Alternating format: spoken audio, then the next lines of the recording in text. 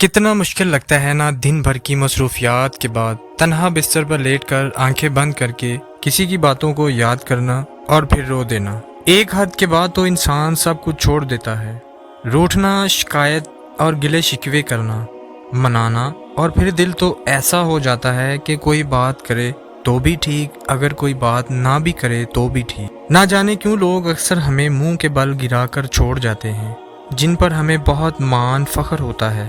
تمہاری مشکل آسمان جتنی بڑی کیوں نہ ہو، اگر تمہارا یقین اللہ پر ہے تو کوئی بھی تمہیں ہرا نہیں سکتا۔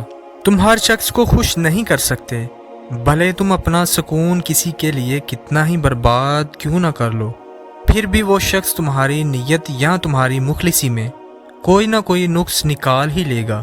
عبادتیں صرف جائے نماز پر ہی نہیں ہوتی، بلکہ عبادتیں میٹھی زبان، دھیمے لہجے اور ہمدردانہ اور عاجزانہ رویوں سے بھی ہوتی ہیں۔ زندگی جینے کے دو ہی راستے ہیں، بھول جاؤ انہیں جن کو معاف نہیں کر سکتے، اور معاف کر دو انہیں جن کو بھول نہیں سکتے۔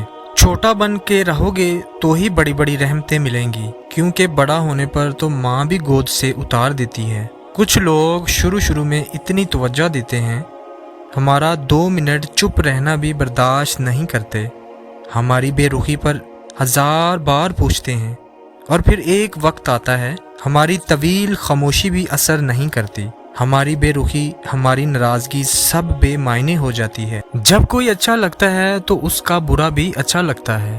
محبت اندھی نہیں ہوتی، فراخ دل ہوتی ہے، عیب دیکھتی ہے مگر نظر انداز کر دیتی ہے۔ نہ کرو نصیب سے اتنے گلے، جب اللہ تعالیٰ راضی ہوتا ہے تو ہر چیز مل جاتی ہے۔ کوئی ناراض ہو تو کتنی منتیں کرنی پڑتی ہیں اس کو منانے کے لیے، اور ایک اللہ پاک کی ذات ہے جو ایک آنسو سے عمر بھر کے گناہ معاف کر کے مان جاتا ہے۔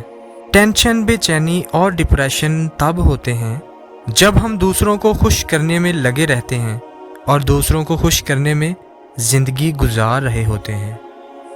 اگر آپ کو یہ ویڈیو اچھی لگی ہے تو پلیز اس ویڈیو کو ایک لائک کریں، اپنے دوستوں کے ساتھ اس ویڈیو کو شیئر کریں، اور اگر آپ میرے چینل پر نئے ہیں تو پلیز میرے چینل کو لازمی سبسکرائب کریں۔